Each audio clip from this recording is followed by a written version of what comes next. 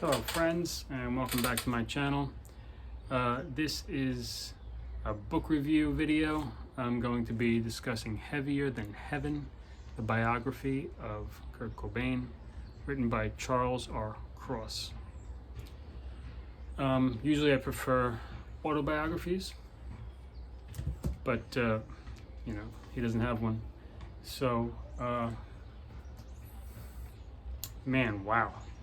First off, I'll explain my relationship to Nirvana, meaning am I a fan or not.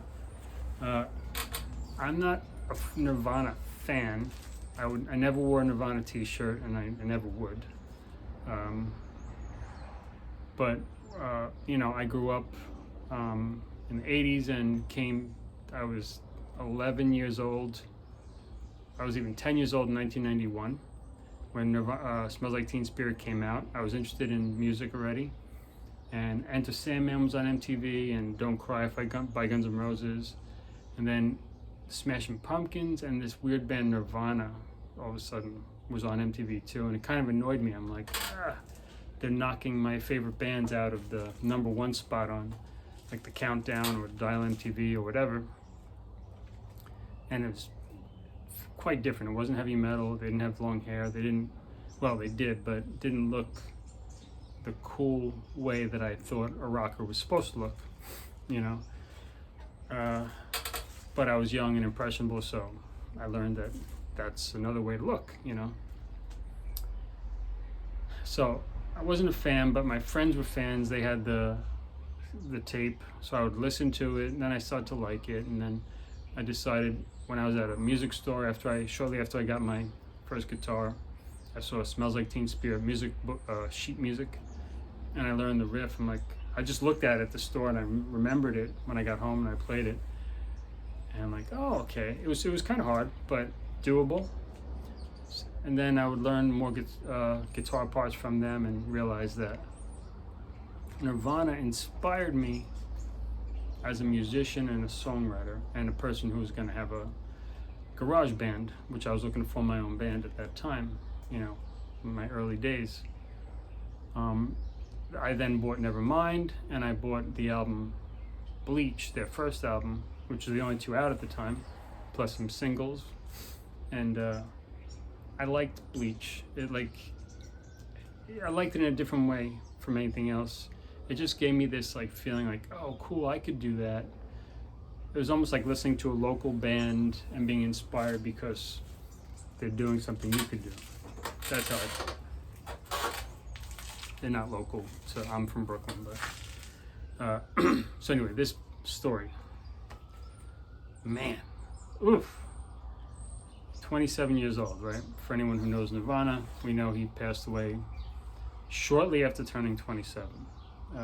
Just within a month or so, a month or 2 months kind of. This guy, Charles R. Cross, did his homework and then some. He really dug deep, did tons of interviews, did tons of research, really I won't say put his life on the line, but I would say in some degree put his neck out there, willing to take some heat to write this. You could just tell he really got into Kurt Cobain's life as much as someone from the outside can. And he tells the story in a way that is compassionate.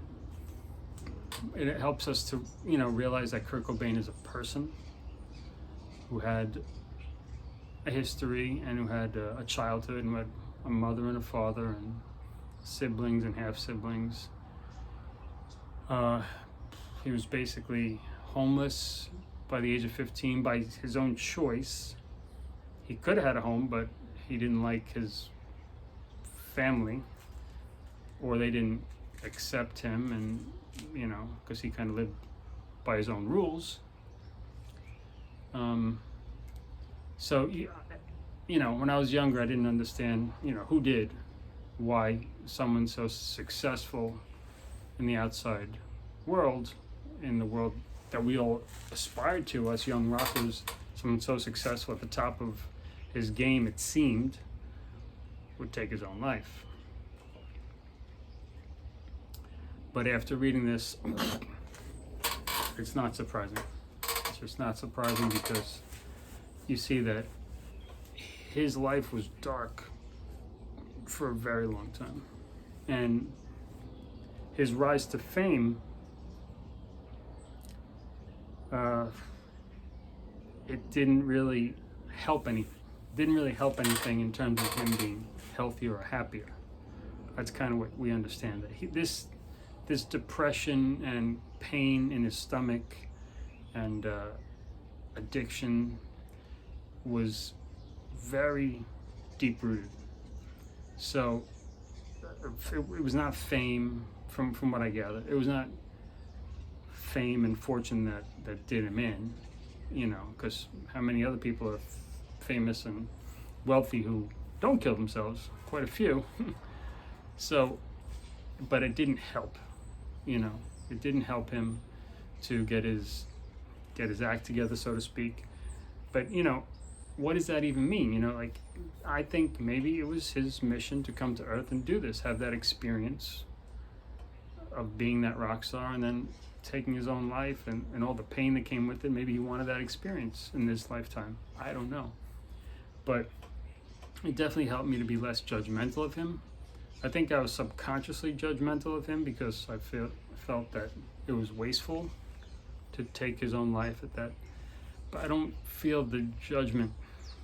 I mean, this has to do with my own spiritual awakening and maturity, I suppose, but also the way it was written. It just helped me understand this guy was in a dark place, really of his own choosing. That's what it seems like. I mean, I can't say, but it seems like that. And, you can't take it away from him. But actually, when I read the end of how he, ended his life, and it was so well written, I was in tears. Because for the first time, I really felt the loss of the human life and all the connections and the art that he put out, whether you agree that I think it's pretty negative, Nirvana's music, but I am inspired by it nonetheless. But it's dark, there's no doubt about it. But it's energetic and fun, a lot of it. And all that was lost with him. Nirvana obviously would have to die with him because he was Nirvana for the most part. If either of the other guys were gone, they could have soldiered on without them, but without Kurt you can't, because he wrote all the songs. He was the voice, he was the image most commonly associated with Nirvana.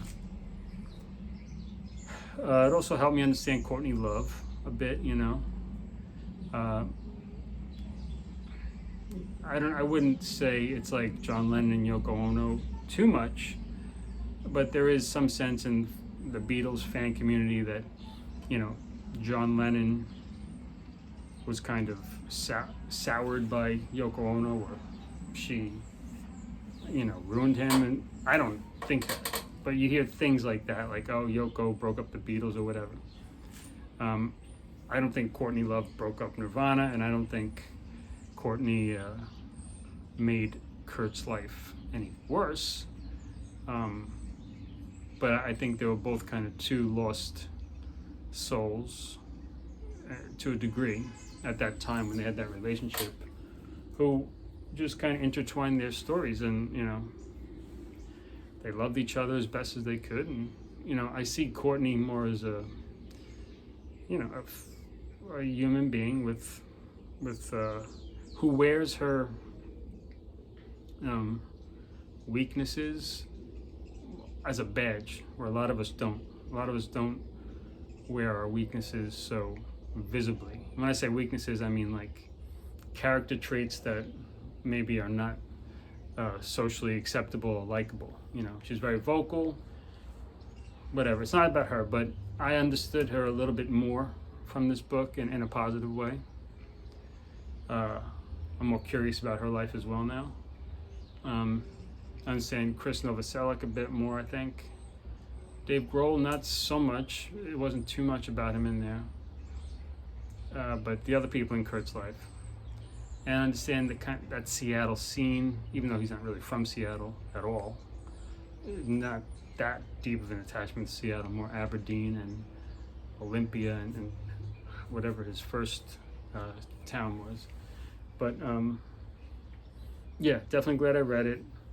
It was dark, but it wasn't hard to read for me, you know, especially being a curious person about people's lives and writing my own story. It was just so well written, story about a person's life. I definitely want to read more of Charles R. Cross's biographies. He did one of Jimi Hendrix. Very curious to read that. Curious about him as well now after reading this. And this was done like shortly after Kurt Cobain died. Within 5 years, I think 7 years maybe. I don't know. He didn't wait a long time. So that's that. I recommend it. I don't give ratings or anything like that, but I'm glad I read it. Put it this way, I was a little intimidated because I knew it was going to be dark, and the font size of this book is a little small for my taste, but you know, once I got into it, I look forward to it every day. So, highly recommended. Okay, with that, see you next time.